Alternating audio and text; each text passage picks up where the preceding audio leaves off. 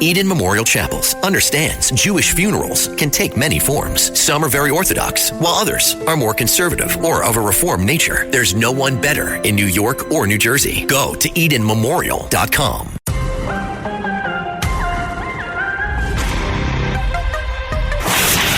This is the Jeanine Pirro Show. Now, here's Judge Jeanine Pirro. Welcome, everyone, to the Judge Jeanine Tunnel to Towers Foundation Show. I hope everybody's enjoying their Sunday. So far, it is a beautiful day in New York City. And as always, we're armed and ready to serve justice with all my great listeners here on the Red Apple Audio Network. A lot that happened this week in America, but I think the number one issue that everything about is the fact that there will be a presidential election in about 2 weeks. And in fact, many people have already voted for the 47th president of the United States. And of course, both campaigns are moving full steam ahead. One certainly more than the other. This morning, you're going to hear from Congresswoman Tulsi Gabbard, former Congresswoman, who was a Democrat presidential nominee.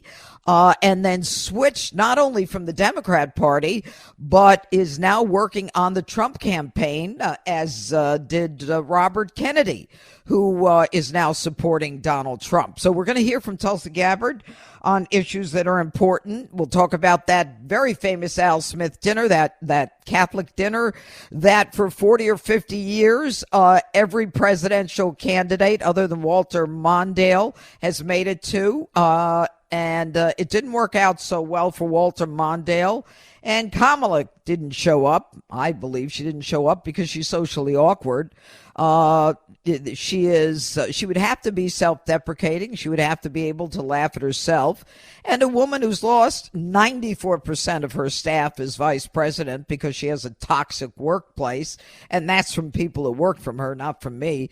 I suspect that she wouldn't be the most delightful person to have on that stage. But I went to the dinner and it was fabulous, and Donald Trump was fabulous.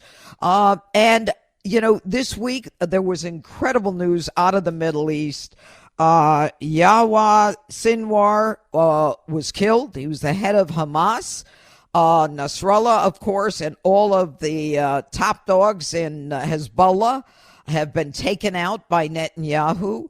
And that's in spite of the fact that Joe Biden and Kamala Harris keep calling for a ceasefire, and they kept telling Netanyahu not to go into Rafah and not to continue with this war, that war had to be proportional as opposed to war had to be something where you win.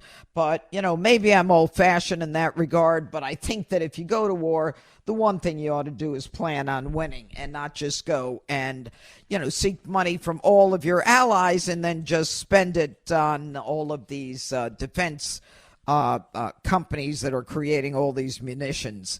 And this guy, Sinwar, who was taken out, is a man. He is as close to a dog as any horrible serial murderer. He was a hateful person.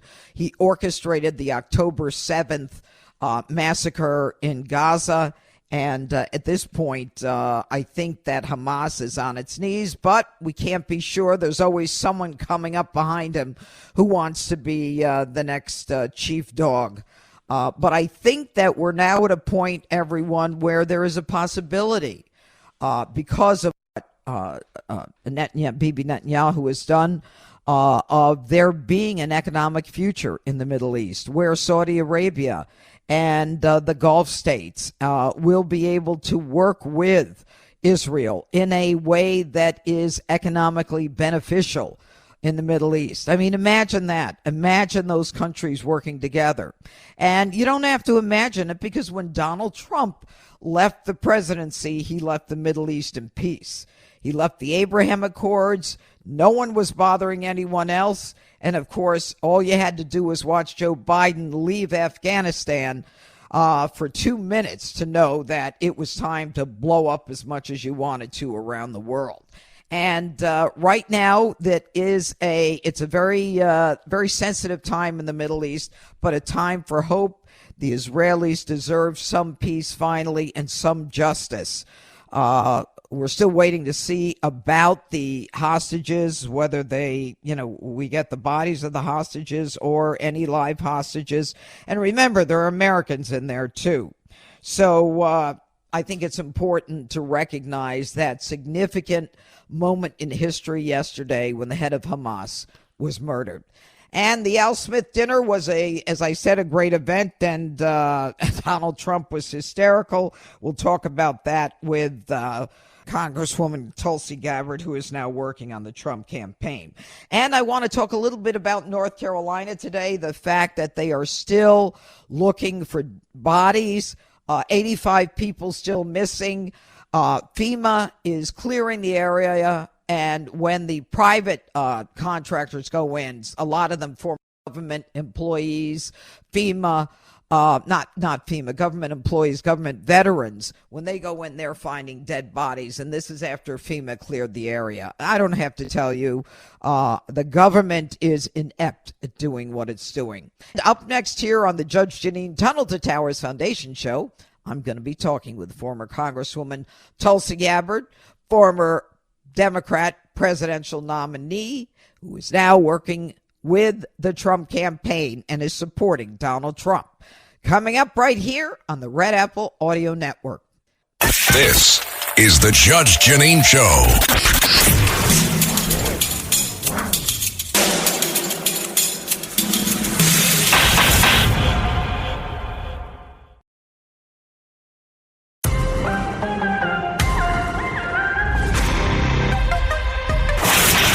This is the Jeanine Pirro Show. Now, here's Judge Jeanine Pirro. Good morning to former Congresswoman Tulsi Gabbard, who is now working with the Trump campaign. We are delighted to have you on the show. Of course, you all know Tulsi Gabbard. She was a one-time Democrat presidential nominee, and she is now supporting Donald Trump. And Kamal Harris can talk about all the former Republicans who support her. But Donald Trump, interestingly enough, has two former Democrat presidential candidates supporting him. So, Tulsi, I want to welcome you to the Tunnel to Towers Foundation show. This week there was an interview with Bret Baier and Kamala Harris, and I think that Americans got to see, for me anyway, a different side of Kamala. She was very strident. I found her to be, she was basically filibustering. She was strident. She was non-responsive. And I've got, just a general idea of what kind of person she is and what kind of person she will be, which is something not a lot of us have any insight to. How did she strike you? Yeah, Judge, thanks for having me on your show. First of all, it's great to talk to you. I understand why her supporters feel like she did great, because they saw her as someone who was tough and, pushing back against Bret Baier. But I think any objective person would have seen two things. Number one, the questions that Bret raised were very fair and would be questions that are justified, given Kamala Harris has not actually answered any of these kinds of questions before on issues that are important to all of us. And then number two, I think they would have seen that, yet again, as you said, she filibustered. She did not answer the questions, which is why Bret had to continue to follow up given the short period of time that he had. And she, instead of answering questions and speaking about the kind of leadership that she wants to bring and why she's changed her positions on so many different issues, which people have a right to do, but you need to explain to the American people how you got there. Instead, she used every question as an opportunity to go after Donald Trump and repeat the very same attack lines that we've all heard before. There wasn't really anything new there. So I think it's good that a lot of voters, I heard it had very, very high ratings and viewership. Incredible. I'm glad. Voters need to see her. And I just want to mention one thing real quick. You mentioned about who Kamala Harris really is. I met a woman last night at the Al Smith dinner. She had her, she's New York City. She was at an event that Kamala Harris went to as a fundraising event when she was running for re-election to Attorney General. Mm-hmm. And her daughter was 21 years old.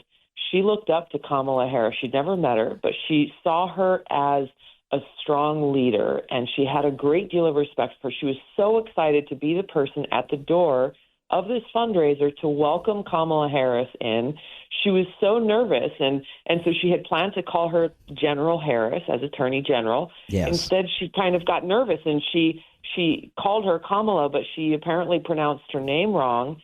And Kamala's response to this 21-year-old girl who looked up to her was, "My name is Kamala. Where do I go?" Wow. She completely dismissed this young girl. And so this is a long time ago, but her mom, who was telling me this story, she said at that moment, she saw exactly who Kamala Harris is and would never vote for her for any office again because of how she treated this young woman. Well, that's certainly consistent with what we hear. But if you look at it, the truth is that in her own office as vice president, she's lost 94% of her work staff, Tulsi Gabbard, that she is, an individual, Kamala Harris, who simply can't get along with people. She has a very awkward way about her, which I think is one of the reasons that she didn't go to the Al Smith dinner this past Thursday night, because she just can't be self-deprecating. She has this narcissistic complex that she is this wonderful, powerful person.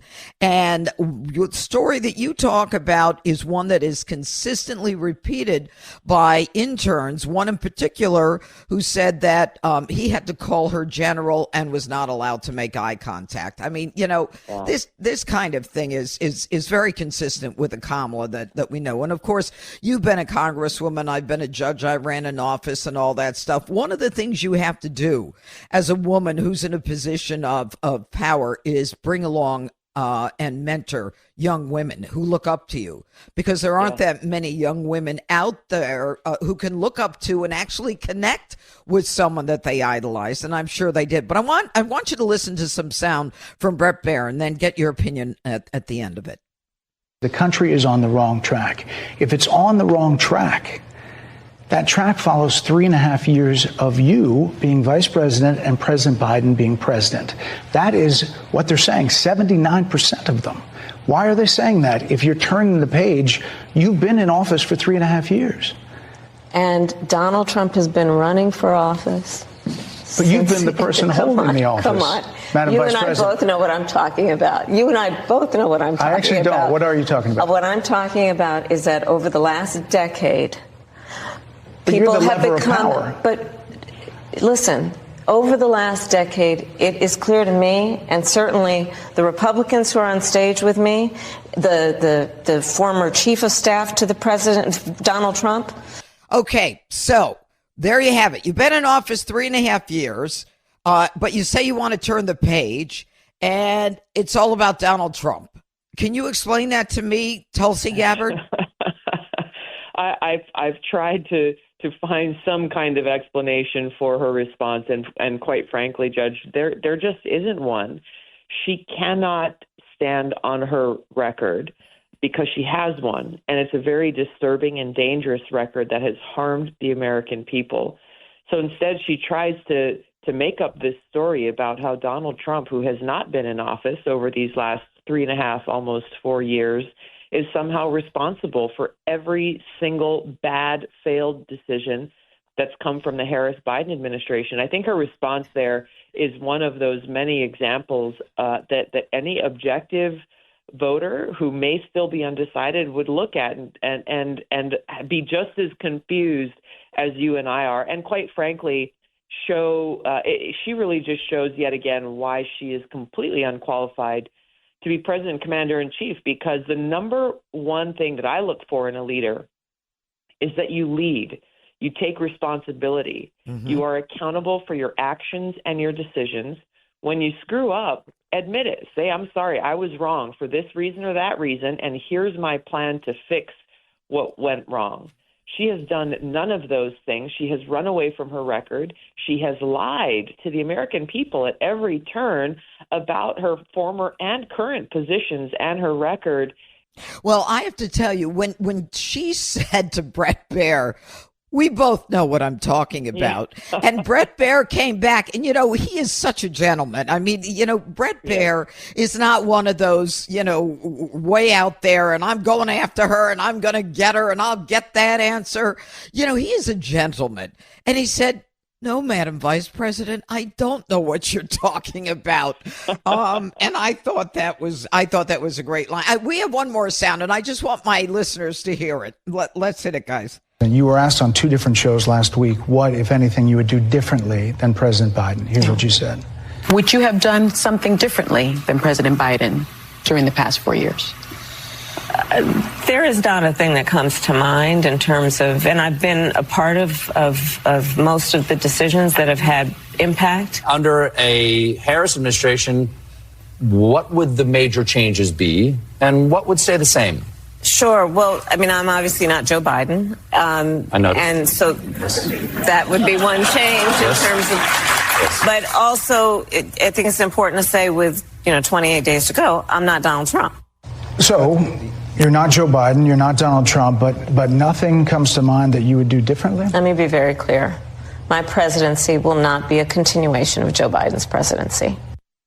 You know what I love, Tulsi Gabbard? Let me be very clear. Karine Jean-Pierre says that every day, and that's the point when I know I'm not going to understand what she's talking about. Okay, so exactly she turning the page, or what is she doing? It's impossible to turn the page and do something new when she's stated clearly over and over. Obviously, we just heard her say there is not one single thing she would do differently from Joe Biden. And secondly, she made it clear for the last 3.5 years, including very, very recently, that she was essentially a co-president to Joe Biden, she was in the Situation Room with him during every major decision that took place. She was the last person in the room. Joe Biden himself said on The View that he delegated all issues related to domestic and foreign policy to Kamala Harris. Both of them have said that she has been leading this country for the last 3.5 years.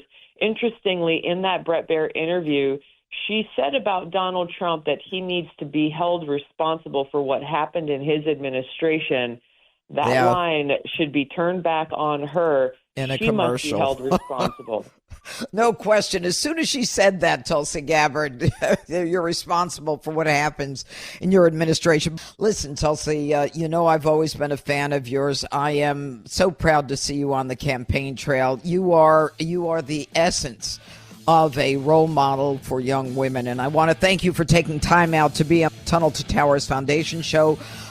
Give my regards to everybody. We're all fighting and we're all praying.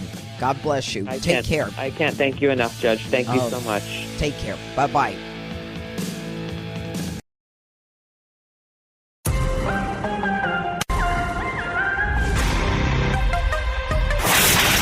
This is the Jeanine Pirro Show.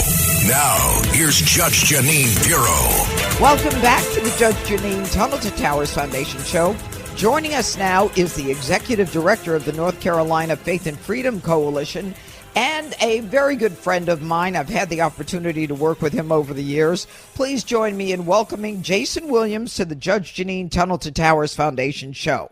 Now, Jason, I wanted you on the show today for several reasons, and not the least of which is that you're in North Carolina.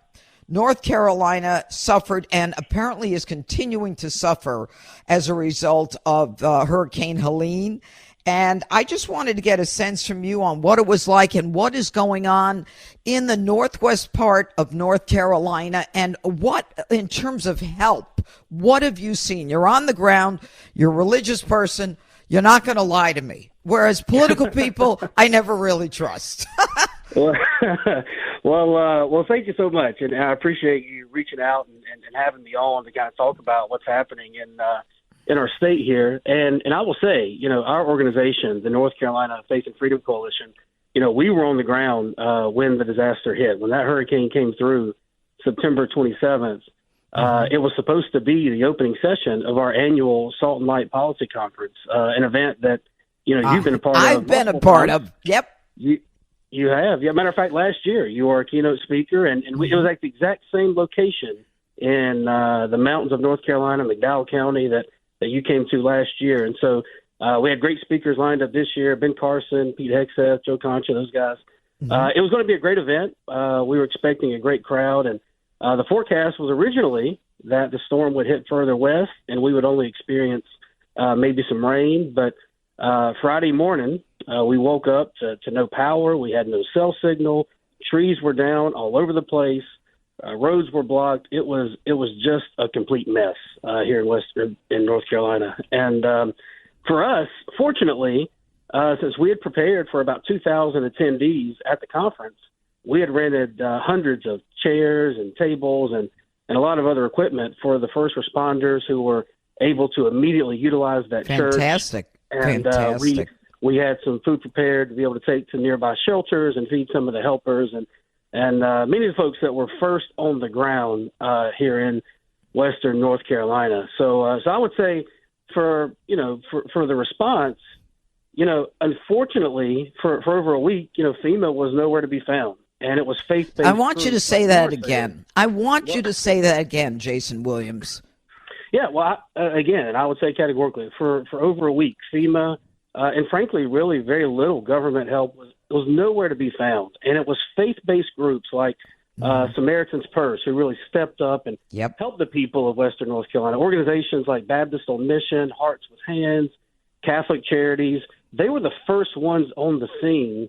And even folks like Representative Corey Mills, who I think was on your program recently, and Tulsi Gabbard, who's on today. On the show.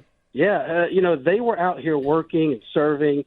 Congressional candidates like Mark Harris and Pat Harrigan, Lieutenant Governor, canceled campaign events to get out here and help. And they were really, an example of what we're supposed to do when those hit. I read a quote recently from someone who said, and I don't know if this person even claimed to be Christian, but he said, if heaven forbid you should experience a disaster, your odds of getting help in a timely fashion is directly proportional to the number of Christian churches who are in proximity to you.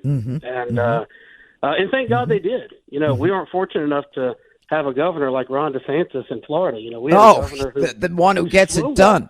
But and our governor slow-walked this effort, and Governor DeSantis actually sent up some of his own people to our state. He's a good man. He's a good man. What's going on right now? I understand there are still 85 people missing in the western part of North Carolina. Yeah, and that number, we don't really know the accuracy of that number. We're trying to get some answers. The government's not really given us a lot of straight answers. So we're trying to figure that out. But there's many people that are still missing, people that are turning up, and it's still it's a sad time for them. But look, western North Carolina, these are resilient people. They're already but my gosh, if they don't have a house, Jason. I lost my house in a flood. We had no food, no water. I mean, the government's not there. Who's feeding them? Other than the churches, I hear you. But where is their hope? What do they look forward to?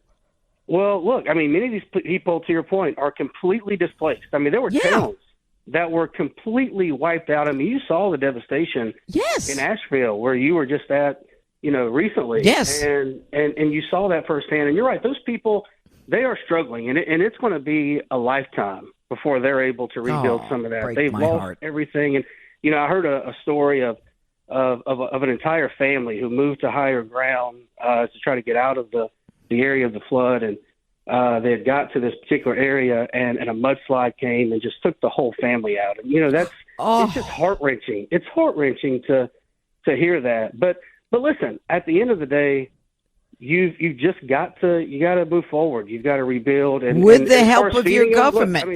We just gave $500 million to Ukraine again. Well, and the reality is that message is resonating with those people in western North Carolina. Those folks, in the ensuing weeks, I think some of the concern has been, what does this mean for the election? And, a couple of weeks after this hurricane hit, many people started thinking about, what's going to be the political impact. And, our Republican legislature stepped up and allocated some funds for some stuff out there. But the sheer reality is these folks are upset. They're mad at the federal government. Mm-hmm. They're really upset that there's been just a disaster of a relief effort. And, one of our supporters recently told us that these folks are so upset. I mean, they're going to crawl over broken glass through fire to vote for Donald Trump. They're so upset about what's going on out there. And it's sad. But again, we've got to move on. You got to rebuild. You've got to mourn those that we've lost, and it's heartbreaking. But and you will do that. And I want to talk a little bit about the Faith and Freedom Coalition. And I mean, you're in charge. You're the executive director in North Carolina, Jason Williams. But we've got a presidential campaign going on right now. The evangelical vote is huge. And I know that Ralph Reed, who I love, is with his organization. You're going door to door for Donald Trump. I mean, how big is the evangelical vote? How much impact will it have on this election, and where is it going? Well, so I will say definitively that no candidate can win the presidential election without the evangelical vote. It's a clear voting block, and for us, our organization, to your point, Faith and Freedom Coalition, we're kind of leading the way in the grassroots area to get out the vote. And we want to make sure that Christians know what's at stake in this election. And to that end, we have knocked on nearly 7 million doors across the country in key battleground states. We plan to hit another 3 million doors between now and Election Day. In some states, we're focusing on mid to low to mid propensity voters. And we're going to knock on their door hopefully 2 to 3 times to remind them, hey, you've got to get out and vote. You've got to see what's at stake in this election. And, early voting started Thursday here in North Carolina, and you're already seeing record turnout in many counties. And gladly, even out in some of those western North Carolina counties, you're seeing record turnout already from people. So, look, we're getting out there. We're telling people what's at stake, what's important. And look, evangelicals are not like monolithic, and they're not typically single issue voters like a lot of people may think. Yeah, I think people do think that. Sure. And, obviously with having a biblical worldview, we tend to be more pro-life or pro-family than maybe non-evangelicals. But, look, we're not immune to the everyday issues facing all Americans. Like the economy, inflation. Yeah. Well, I mean, you know my family. We've got 6 kids. I know you have 6 beautiful kids. beautiful kids. I get that from their dad. And, and their mom. Can you imagine, my wife's mood every time she has to go to the grocery store with the prices that's not that funny. Are increasing? No, well, it's amazing. Not funny. A few of our kids are now driving age, and we're constantly having to fill up our vehicles with these surging gas prices. Our education system is broken. Haven't even mentioned the increased crime and chaos at the border. And look, so we're dealing with all of that. And so I think sometimes the media and people just try to put evangelicals like in a box and think that they're voting on, maybe one issue or 2 issues. But the fact is, we're dealing with all of this, and we're not immune to any of these things that are facing every American in this country. Yeah. That's very interesting, that it's not monolithic, but there are some people that won't vote in the evangelical community, that won't vote for someone because of their beliefs in terms of, there was a lot of tension when Donald Trump first ran. People were like, he's this, he's that. And then all of a sudden you get this president who is, more focused on the church and religion and the values that are the foundation of this country, the Judeo-Christian ethics. Absolutely. And look, we don't even have to go far to see the importance that he puts on religion and faith. And, just this week we saw at the Al Wilson dinner that Kamala Harris didn't even take the time to attend the event. She didn't even go to it. And obviously, President Trump was there. And look, in 2016 when he ran, a lot of people just didn't really know where he was at on a lot of issues. And after he won that election in 2016, we really saw the promises made, promises kept. And he made a lot of our issues, as far as evangelical issues, he made those a priority. And we saw firsthand this man's heart. We saw what he believed, and he really proved himself to the evangelical community. We saw his support for Israel. We saw his support for life and all those things. So to your point, there were maybe some people skeptical, and look, at the end of the day, there still may be, but look, this is a binary choice.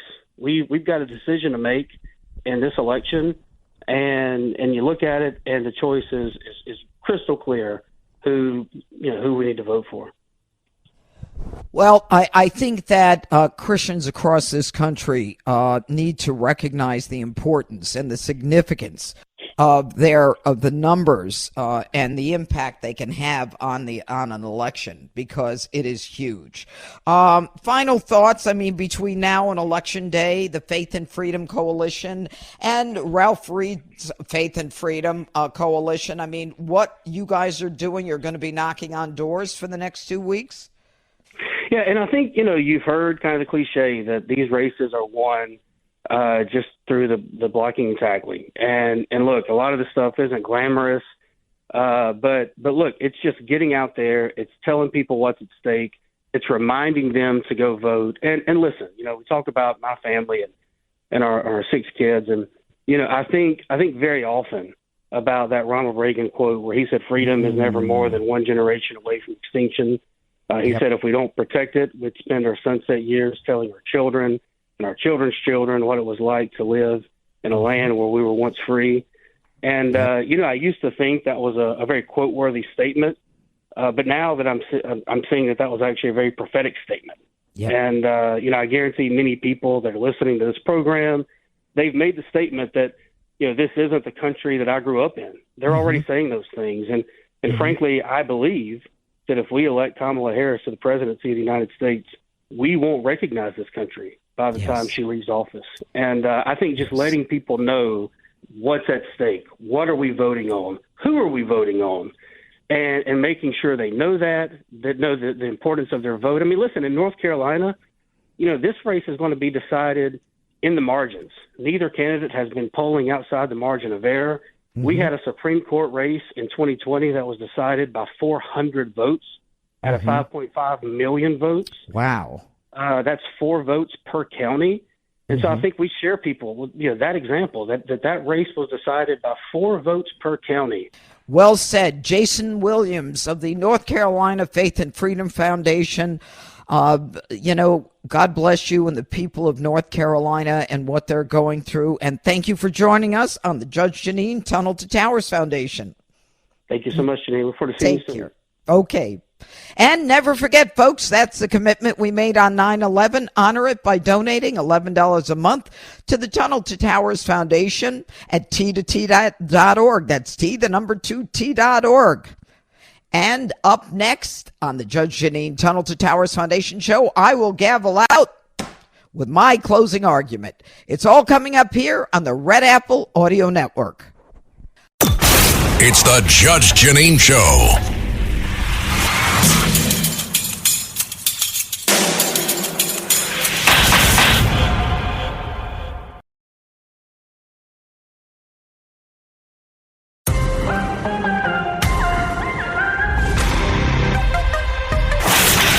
This is the Jeanine Pirro Show.